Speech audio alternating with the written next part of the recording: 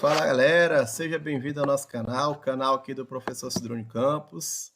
Você que está chegando aqui é a primeira vez, a gente agradece por você ter chegado aqui ao nosso canal e pede também para que você se inscreva no nosso canal. Aqui abaixo nós temos um sininho, ou melhor, temos um botão se inscreva, né? Em seguida você pode acionar os sininhos aqui, que é para receber toda a notificação e sempre estar sendo um dos primeiros a receber notificação de tudo que a gente posta aqui no nosso canal, certo? Hoje nós vamos trabalhar 3 finais que todo jogador de xadrez precisa saber, certo? Que é o mate das torres contra rei, o mate de dama e rei contra rei e mate com o par de bispo contra o rei adversário, beleza? Então chega mais e vamos aos nossos estudos de hoje. Ok, galera, agora vamos lá para esse mate.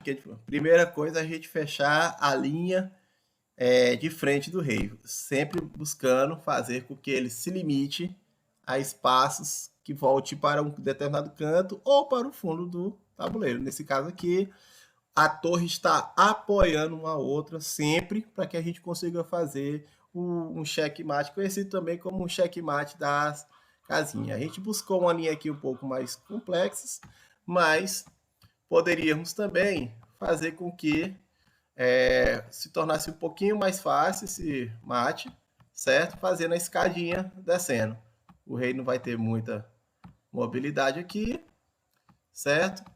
Com isso, a gente começa a ganhar um pouquinho mais de espaço. O rei vai se limitar novamente a andar nas laterais.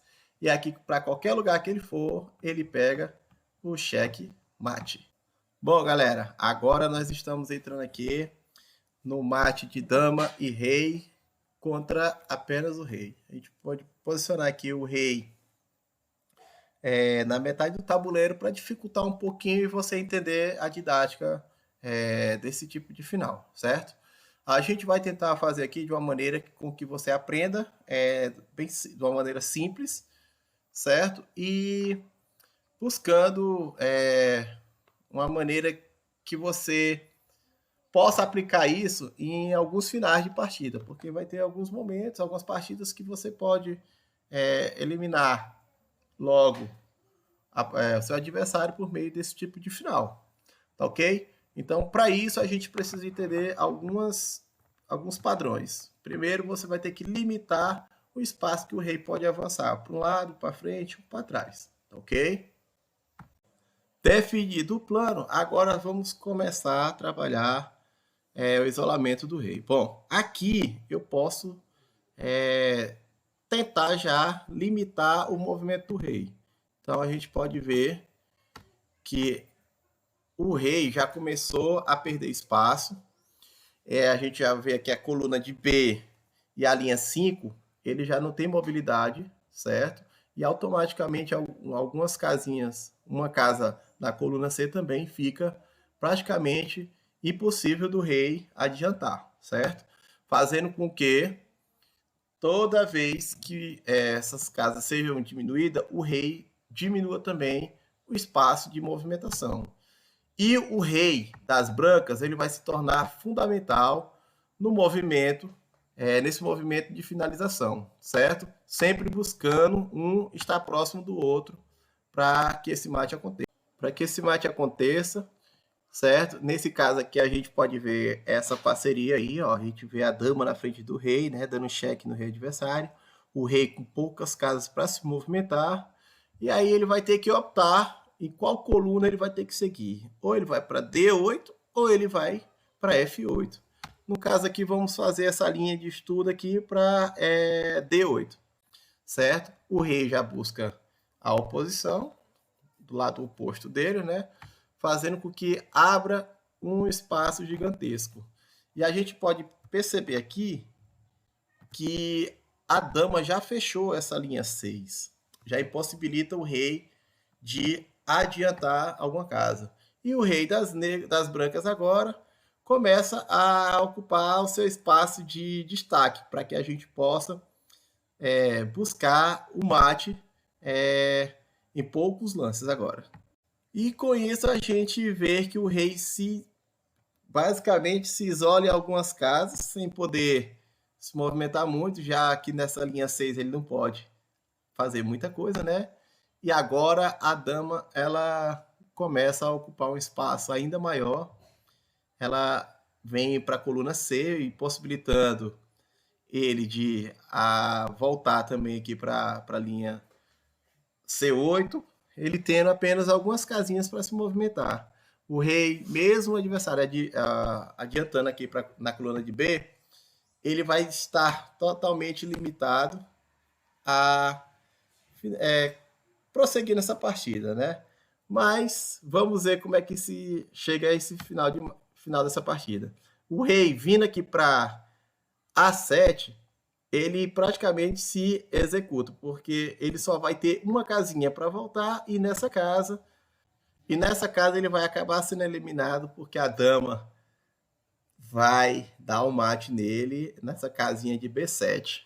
Mas a dama também poderia dar o mate nele em A6, poderia dar o mate também em B8, apenas com um lance ela teria duas possibilidades ou três de dar esse mate final aí, certo? Agora vamos para o próximo mate, que é o mate de bispos contra rei. Esse final é considerado um dos mates um pouco difíceis, mas não impossíveis de acontecer, certo? Em muitas partidas, principalmente para quem está iniciando, esses mates vão ser necessário ter conhecimento para que você possa se sobressair vitorioso em uma determinada partida. Lembrando, galera, que pode ser considerado já empate automático. Se você tiver apenas o rei contra rei, isso automaticamente é considerado empate. Se você tiver cavalo e rei contra rei adversário, também é considerado empate. Se você tiver apenas um bispo e o rei contra o rei adversário, também é considerado empate. Nesse caso aqui, como nós temos um par de bispo, tanto na casa branca como na casa negra, a gente não vai ter empate, a gente consegue dar um mate legal. E agora vamos começar a nossa saga aqui. A gente percebe que o par de bispo aqui já fechou as duas colunas, certo? E possibilitando com que o rei venha a transpor ela. O rei pode avançar um pouco para frente, mas sem muito o que fazer, né? Com isso, o rei também é muito importante nesse tipo de final, porque ele vai estar andando lado a lado com seu par de bispo, muito forte nesse final aqui. Então a gente vê que o rei, mesmo na frente do bispo branco, ele impossibilita o rei de avançar as casas, as diagonais, né? Sendo que o rei agora consegue fazer com que o rei adversário pegue um cheque e mesmo assim ainda fique bem limitado seu movimento perante o adversário.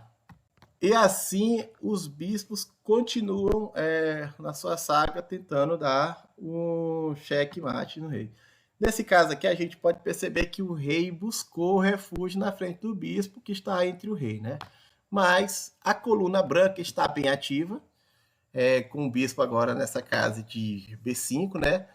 Limitando o espaço do rei que agora chega na linha final, na linha 8.